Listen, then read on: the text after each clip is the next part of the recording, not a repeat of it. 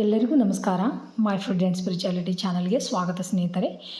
ಓಂ ಶ್ರೀ ಉಮಾಮಹೇಶ್ವರಾಭ್ಯಾಂ ನಮೋ ನಮಃ. ಸ್ನೇಹಿತರೆ, ಎಲ್ಲರಿಗೂ ಭೀಮನ ಅಮಾವಾಸ್ಯೆಯ ಶುಭಾಶಯಗಳು. ಇವತ್ತು ನಾನು ಶ್ರೀ ಜ್ಯೋತಿರ್ಭೀಮೇಶ್ವರ ವ್ರತ ಕಥೆಯನ್ನು ಹೇಳ್ಕೊಡಕೊಂತೀನಿ ಸ್ನೇಹಿತರೆ. ಈ ಒಂದು ವ್ರತ ಮಾಡದೇ ಇದ್ದರೂ ಕಥೆಯನ್ನು ಕೇಳಿದ್ರೆ ಪತಿಯ ಆರೋಗ್ಯ, ಆಯುಷ್ಯ ಮತ್ತು ಎಲ್ಲ ಅಭಿವೃದ್ಧಿ ಆಗುತ್ತಂತ. ಜೀವನದೊಳಗೆ ಸಂಕಷ್ಟಗಳೆಲ್ಲ ಕಳೆದು ಆ ಭಗವಂತ ಪತಿಯ ಆರೋಗ್ಯ, ಆಯುಷ್ಯದ ಜೊತೆಗೆ ಸಿರಿ ಸಂಪತ್ತನ್ನು ಕೊಟ್ಟು ಕಾಪಾಡ್ತಾನಂತ.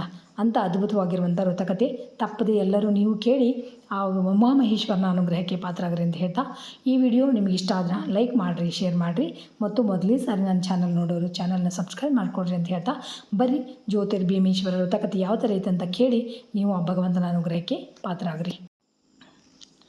ಭೀಮನ ಅಮಾವಾಸ್ಯೆಯ ಜ್ಯೋತಿರ್ಭೀಮೇಶ್ವರ ವ್ರತಕಥಾ ಸ್ನೇಹಿತರೆ.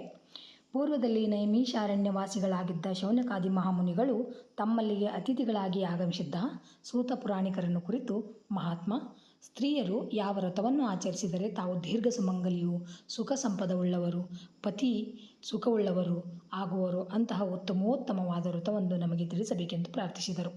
ಆಗ ಸೂತ ಮಹಾಮುನಿಗಳು ಶೌನಿಕಾದಿಗಳನ್ನು ಕುರಿತು ಹೀಗೆ ಹೇಳಿದರು. ಮುನಿಶ್ರೇಷ್ಠರೇ, ನಿಮ್ಮ ಅಭಿಲಾಷೆ ಲೋಕಕ್ಕೆ, ಅದರಲ್ಲಿಯೂ ಸ್ತ್ರೀಯರಿಗೆ ಹಿತಕರವೂ ಶ್ರೇಯಸ್ಕರವೂ ಆಗಿರುವುದು. ಆದುದರಿಂದ ಪರಮೋತ್ತಮವಾದ ಒಂದು ವ್ರತವನ್ನು ನಿಮಗೆ ಹೇಳುವೆನು. ಅದನ್ನು ಆಷಾಢ ಮಾಸ ಕೃಷ್ಣ ಪಕ್ಷದ ಅಮಾವಾಸ್ಯೆ ಎಂದು ಆಚರಿಸಬೇಕು. ಆ ವ್ರತದ ಹೆಸರು ಭೀಮನ ಅಮಾವಾಸ್ಯೆ ವ್ರತವೆಂದು. ಅದನ್ನು ಕುರಿತು ಈಗ ನಿಮಗೆ ವಿವರಿಸುತ್ತೇನೆ. ಶಾಂತಚಿತ್ತರಾಗಿ ಕೇಳಿರಿ. ಹಿಂದೆ ಸೌರಾಷ್ಟ್ರ ದೇಶವು ವಜ್ರಬಾಹು ಎಂಬ ರಾಜನಿಂದ ಪರಿಪಾಲಿಸಲ್ಪಡುತ್ತಿತ್ತು. ಆ ರಾಜನಾದರೂ ವೀರನೂ ಧೀರನೂ ಮತಿವಂತನೂ ಆಗಿದ್ದನು. ಈ ರಾಜನಿಗೆ ಜಯಶೀಲನೆಂಬ ಕುಮಾರನಿದ್ದನು. ಅವನಾದರೂ ಅತಿ ಸುಂದರನೂ ಸದ್ಗುಣನೂ ಆಗಿದ್ದನು. ಆದರೆ ಕಾಲವಶದಿಂದ ಆ ಕುಮಾರನು ಯುವಕನಾಗಿರುವಾಗಲೇ ಮರಣವನ್ನು ಹೊಂದಲು ವಜ್ರಬಾಹುವಿಗೆ ಆಘಾತವಾದಂತಾಯಿತು. ಕುಮಾರನ ಮರಣದಿಂದಾಗಿ ತನಗೂ ತನ್ನ ಪಿತೃಗಳಿಗೂ ತಿಲೋದಕವನ್ನು ಕೊಡುವವರಿಲ್ಲವಾಯಿತೆಂದು ಚಿಂತಿಸಿದನು. ಹೀಗಿರುವಲ್ಲಿ ಅವನಿಗೊಂದು ವಿಚಾರವು ಹೊಳೆಯಿತು.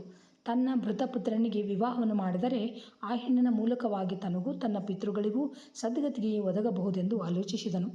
ರಾಜನು ತನ್ನ ಮೃತಪುತ್ರನಿಗೆ ಹೆಣ್ಣು ಕೊಟ್ಟವರಿಗೆ ಅತ್ಯಧಿಕವಾದ ಧನವನ್ನು ಕೊಡುವುದಾಗಿ ಪ್ರಕಟಿಸಿದನು. ಅದೇ ನಾಡಿನಲ್ಲಿ ಸುಸಂಸ್ಕೃತನೂ ವೇದಶಾಸ್ತ್ರ ಪಾರಂಗತನೂ ಆದ ಬ್ರಾಹ್ಮಣನೊಬ್ಬನಿದ್ದನು. ಅವನಾದರೂ ಕರ್ಮವಶದಿಂದ ದಟ್ಟ ದಾರಿದ್ರ್ಯನಾಗಿದ್ದನು. ಆದರೆ ಅವನ ಭಾಗ್ಯಕ್ಕೆ ಸುಶೀಲೆಯಾದ ತನ್ನ ಕುವರಿಯರಲ್ಲಿ ಒಬ್ಬಳನ್ನು ಹಣದಾಸೆಯಿಂದಾಗಿ ಮೃತ ರಾಜಕುಮಾರನಿಗೆ ದಾರಿ ಎರೆದು ಕೊಟ್ಟನು. ಇದರಿಂದ ರಾಜನ ಇಷ್ಟಾರ್ಥವು ಈಡೇರಿತು. ವಿವಾಹಾನಂತರದಲ್ಲಿ ರಾಜನು ರಾಜಕುಮಾರನ ಶವವನ್ನು ಸ್ಮಶಾನಕ್ಕೆ ಸಾಗಿಸಿ ಅಲ್ಲಿ ಚಿತೆಯನ್ನು ಏರ್ಪಡಿಸಿದನು. ತನ್ನ ಸೊಸೆಯನ್ನು ಕರೆದು ಚಿತೆಗೆ ಬೆಂಕಿಯನ್ನು ಇಡುವಂತೆ ಹೇಳಿದನು. ಆಕೆಯಾದರೂ ಮಂಗಳ ದ್ರವ್ಯಗಳಿಂದಲೂ ಸಕಲ ಆಭರಣಗಳಿಂದಲೂ ಶೋಭಿತಳಾಗಿ ಪರಿಶುದ್ಧ ಮನಸ್ಸಿನಿಂದಲೂ ಭಕ್ತಿ ಭಾವದಿಂದಲೂ ಪರಮಾತ್ಮನನ್ನು ಧ್ಯಾನಿಸುತ್ತಾ ಶಾಂತಚಿತ್ತದಿಂದ ಚಿತೆಗೆ ಅಗ್ನಿಸ್ಪರ್ಶವನ್ನು ಮಾಡಿದಳು.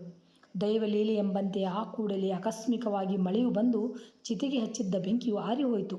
ಸೂರ್ಯಾಸ್ತವಾಯಿತು. ಜಲಪ್ರವಾಹವು ಹೆಚ್ಚಾಯಿತು. ಗಾಢವಾಗಿ ಕತ್ತಲೆಯೂ ಆವರಿಸಿತು. ಇಂತಹ ಭೀಕರ ಸನ್ನಿವೇಶದಲ್ಲಿಯೂ ರಾಜನು ತನ್ನ ಪರಿವಾರದೊಂದಿಗೆ ಅರಮನೆಗೆ ಹೊರಟು ಹೋದನು. ಆದರೆ ಆ ಸಾಧ್ವೀಮಣಿಯು ಅಂತಹ ಸನ್ನಿವೇಶದಲ್ಲಿಯೂ ಪತಿಯ ಶವವನ್ನು ಬಿಟ್ಟು ಹೋಗಲಾರದೆ ಅಲ್ಲಿಯೇ ಉಳಿದುಕೊಂಡಳು. ಅವಳ ಮನದಲ್ಲಿ ಭೀತಿಯು ಆವರಿಸಿತು. ಅವಳು ದುಃಖಾತಿಶಯದಿಂದ ಕೂಡಿದ ಪರಮಾತ್ಮನಲ್ಲಿ ಮೊರೆಯಿಟ್ಟಳು. ಹೇ ಭಗವಂತ, ಪೂರ್ವದಲ್ಲಿ ನಿನ್ನ ಕರುಣೆಯಿಂದ ಮಾರ್ಕಂಡೇಯನು ಚಿರಂಜೀವಿಯಾದನು. ಚ್ಯವನನು ದೀರ್ಘವಾದ ಆಯುಷ್ಯವನ್ನು ಪಡೆದನು. ಅಗ್ನಿ ಮನ್ಮಥರು ಪುನರ್ಜೀವವನ್ನು ಪಡೆದರು. ಶ್ವೇತವಾಹನನು ಪೂರ್ಣಾಯುಷ್ಯವನ್ನು ಪಡೆದನು. ನಿನ್ನ ದಯೆಯಿಂದಲೇ ರತಿದೇವಿಯೂ ಮಾರ್ಕಂಡೇಯನ ಸತಿಯೂ ಅಗ್ನಿಯ ಪತ್ನಿಯರಾದ ಸ್ವಾಹ ಸ್ವಧಾದೇವಿಯು ಸುಮಂಗಲಿಯರಾಗಿ ಪುತ್ರರನ್ನು ಪಡೆದರು. ಹೀಗಿರುವಲ್ಲಿ ನಾನು ಮಾಡಿದ ಅಪರಾಧವೇನು? ನನಗೇಕೆ ಈ ಘೋರ ಶಿಕ್ಷೆಯು?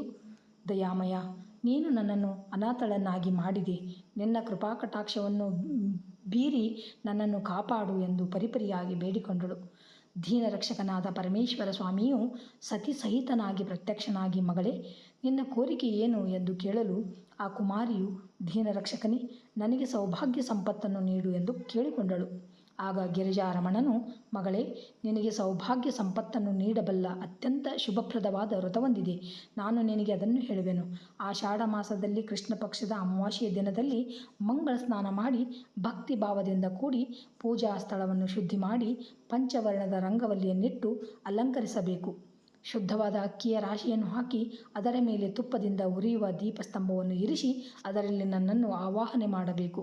ಅಂತಹ ದೀಪಸ್ತಂಭದಲ್ಲಿ ಅಷ್ಟಮೂರ್ತಿಗಳ ಭೇದದಿಂದಲೂ ಭವಾದಿಯಾದ ಮೂರ್ತಿಗಳ ಭೇದದಿಂದಲೂ ನಾನು ಇರುತ್ತೇನೆ. ಈ ಸಕಲವಾದ ಮೂರ್ತಿ ಭೇದಗಳಲ್ಲಿ ಅತ್ಯಂತ ಇಷ್ಟವಾದ ಸ್ನೇಹಿತನು ಚಂದ್ರನು ಒಬ್ಬನು. ಜ್ಯೋತಿರ್ಮಯನಾದ ನನಗೆ ಭೀಮೇಶ್ವರನೆಂದು ಹೆಸರು. ಈ ದೀಪಸ್ತಂಭವು ನಾನೆಂದು ಜ್ಯೋತಿ ಸ್ವರೂಪನೇ, ಚಂದ್ರನೆಂದು ನನ್ನನ್ನು ಮಹಾಲಿಂಗ ಸ್ವರೂಪನೆಂದು ತಿಳಿದು ಭಯಭಕ್ತಿಯಿಂದ ಆರಾಧನೆ ಮಾಡೆಂದು ಹೇಳಿ ಅನಂತರ ಪೂಜಾ ಕ್ರಮವನ್ನೇ ಹೇಳಲು ಉಪಕ್ರಮಿಸಿದರು. ಈ ವ್ರತವನ್ನು ಮಾಡತಕ್ಕವರು ಮೊದಲನೆಯ ವರ್ಷ 100, ಎರಡನೆಯ ವರ್ಷ 200, ಹೀಗೆ 9 ವರ್ಷಗಳವರೆಗೆ ವೃದ್ಧಿಕ್ರಮದಿಂದ ಕಡುಬನ್ನು ಮಾಡಿ ನೈವೇದ್ಯವನ್ನು ಮಾಡಬೇಕು. ಅಕ್ಕಿಯ ಹಿಟ್ಟಿನಿಂದಲೂ ಮಾಡಬಹುದು. ಗಂಧ ಪುಷ್ಪ ಧೂಪಗಳಿಂದ ನನ್ನನ್ನು ಪೂಜಿಸಿ ನೈವೇದ್ಯವನ್ನು ಮಾಡಿದ ನಂತರ ನೀನು ಭಕ್ತಿ ಭಾವದಿಂದ ಈ ರೀತಿ ಮಾಡಿದರೆ ನಿನ್ನ ಪತಿಯು ಸಜೀವವಾಗಿ ಮೇಲಕ್ಕೇಳುವನು, ಇದರಲ್ಲಿ ಯಾವ ಸಂಶಯವೂ ಇಲ್ಲ ಎಂದು ಹೇಳಿ ಮಾಯವಾದನು. ಬಳಿಕ ಆಕೆಯು ಅಂತೆಯೇ ಮಣ್ಣಿನ ದೀಪಸ್ತಂಭವನ್ನು ಮಾಡಿ ಸಮೀಪದಲ್ಲಿದ್ದ ಆಲದ ಎಲೆಗಳನ್ನು ವಿಳ್ಳೆದೆಲೆಯಾಗಿಯೂ ಅದರ ಕಾಯಿಗಳನ್ನು ಅಡಿಕೆಯಾಗಿಯೂ ಮಾಡಿಕೊಂಡು ಅಲ್ಲಿದ್ದ ಗರಿಕೆಯ ಹುಲ್ಲನ್ನು ಹೂಗಳಂತೆ ಭಾವಿಸಿಕೊಂಡು ಮಣ್ಣಿನಿಂದಲೇ ಕಡುಬುಗಳನ್ನು ಮಾಡಿ ಧೂಪ ದೀಪಾದಿಗಳನ್ನು ಮನಸ್ಸಿನಲ್ಲಿ ಸ್ಮರಿಸಿ ಭಕ್ತಿಯಿಂದ ಪೂಜೆಯನ್ನು ಮಾಡಿದಳು. ಈ ಪೂಜೆಯ ಮಹಿಮೆಯಿಂದ ದೇವರು ಅನುಗ್ರಹಿಸಲಾಗಿ ಬಂಗಾರದ ಗೋಡೆಗಳಿಂದಲೂ ರತ್ನಖಚಿತವಾದ ಕಂಬಗಳಿಂದಲೂ ನಿರ್ಮಿತವಾದ ಭವನವೊಂದು ಸಿದ್ಧವಾಯಿತು. ಮೂಲೆ ಮೂಲೆಗಳಲ್ಲಿಯೂ ನವರತ್ನಗಳು ರಾಶಿ ರಾಶಿಯಾಗಿ ಬಿದ್ದಿದ್ದವು. ಚಿತೆಯು ರತ್ನದ ಮಂಚದಂತೆ ಹೊಳೆಯುತ್ತಿತ್ತು. ರಾಜಕುಮಾರನು ಜೀವವನ್ನು ಹೊಂದಿದನು. ಚತುರಂಗ ಬಲವು ಅಲ್ಲಿ ನಿಂತಿತು. ಈ ರೀತಿಯಾಗಿ ತನ್ನ ಸ್ಥಿತಿಯು ಮಾರ್ಪಾಡಲು ತಾನು ಆಶ್ಚರ್ಯಭರಿತಳಾದಳು. ರಾಜಕುಮಾರನಾದರೂ ನಿದ್ರೆಯಿಂದ ಎಚ್ಚೆತ್ತವನಂತೆ ಮೇಲಕ್ಕೆದ್ದು ಪಕ್ಕದಲ್ಲಿದ್ದ ಕನ್ಯಾಮಣಿಯಿಂದ ನಡೆದ ವೃತ್ತಾಂತವನ್ನೆಲ್ಲ ಕೇಳಿ ಆನಂದಭರಿತನಾದನು. ಮರುದಿನ ರಾಜಭಟರು ಬಂದು ನೋಡಿ ಆಶ್ಚರ್ಯದಿಂದ ರಾಜನಲ್ಲಿಗೆ ಬಂದು ನಡೆದದ್ದನ್ನೆಲ್ಲ ವಿಷದಪಡಿಸಿದರು. ದೊರೆಯ ಕೂಡಲೇ ಬಂದು ಸೊಸೆಯಿಂದ ನಡೆದದ್ದನ್ನು ತಿಳಿದು ಆನಂದಪಟ್ಟು ಮಗನನ್ನು ಗಾಢಾಲಿಂಗನ ಮಾಡಿ ಸೊಸೆಯನ್ನು ಸಮಾಧಾನಪಡಿಸಿ ಬ್ರಾಹ್ಮಣರಿಗೆ ದಾನ ಧರ್ಮಗಳನ್ನು ಮಾಡಿ ಬಹಳ ಸಂತೋಷದಿಂದ ಸಕಲರೊಡನೆ ಅರಮನೆಯನ್ನು ಸೇರಿ ಸುಖದಿಂದಿದ್ದರು. ಹೀಗೆಂದು ಸೂತ ಪುರಾಣಿಕರು ಶೌನಿಕಾದಿಗಳಿಗೆ ಹೇಳಿದರು ಎಂಬಲ್ಲಿಗೆ ಶ್ರೀ ಸ್ಕಂದ ಪುರಾಣದಲ್ಲಿನ ಭೀಮಾಮಾವಾಸ್ಯೆಯ ವ್ರತಕಥೆಯು ಸಂಪೂರ್ಣವಾಯಿತು. ಶ್ರೀಕೃಷ್ಣಾರ್ಪಣಮಸ್ತು. ಕೇಳಿದ್ರಲ್ಲ ಸ್ನೇಹಿತರೆ, ಜ್ಯೋತಿರ್ಭೀಮೇಶ್ವರ ವ್ರತಕಥೆ ಯಾವ ಥರ ಇತ್ತಂತ. ನೀವು ಕೇಳಿದ್ದಕ್ಕೆ ಕೋಟಿ ಕೋಟಿ ಧನ್ಯವಾದಗಳು. ಆ ಉಮಾಮಹೇಶ್ವರನ ಅನುಗ್ರಹ ಸದಾ ನಮ್ಮೆಲ್ಲೂ ಇರಲಿ. ನಿಮ್ಮ ಸರ್ವ ಇಷ್ಟಾರ್ಥಗಳು ಸಿದ್ಧಿಯಾಗಲಿ. ಸದಾ ಸೌಭಾಗ್ಯವತಿಯಾಗಿರ್ರಿ ಅಂತ ಹೇಳ್ತಾ ಥ್ಯಾಂಕ್ಸ್ ಫಾರ್ ವಾಚಿಂಗ್. ಎಲ್ಲರಿಗೂ ನಮಸ್ಕಾರ. ಜೈ ಶ್ರೀಕೃಷ್ಣ. ಮತ್ತು ಇನ್ನೊಂದು ವಿಡಿಯೋದೊಳಗೆ ಭೇಟಿ ಆಗೋಣಂತ ಸ್ನೇಹಿತರೆ.